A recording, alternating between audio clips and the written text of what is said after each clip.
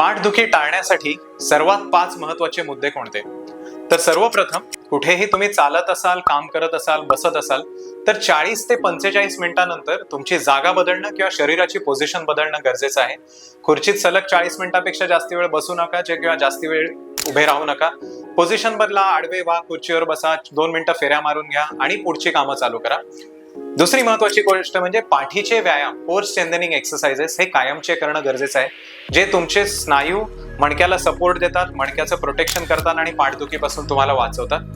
तिसरी नवीन गोष्ट म्हणजे कुठलाही नवीन खेळ चालू करताना किंवा कुठलाही नवीन ऍक्टिव्हिटी चालू करताना अचानकपणे ती ऍक्टिव्हिटी चालू करू नका. सुरुवातीला पाठीची ताकद वाढवण्याचे स्ट्रेंथनिंगचे एक्सरसाइज करा आणि मग तुमचे खेळ, जिम, पळणे, कुठलेही एक्सरसाइजेस चालू करा.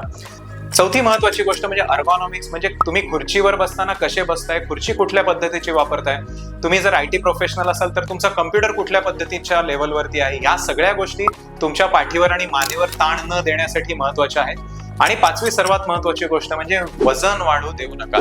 जेवढं जास्त वजन तेवढा मणक्यांवरती ताण जास्त आणि त्या हिशोबाने मणक्यांची झीज आणि मणक्यांचे त्रास जास्त. त्यामुळे ह्या 5 गोष्टी कायम लक्षात ठेवा. आपल्या मणक्याची काळजी घ्या आणि मणक्याचे आरोग्य अबाधित ठेवा. आणि अशाच अजून माहितीसाठी आमच्या या Instagram चॅनलला फॉलो करत राहा.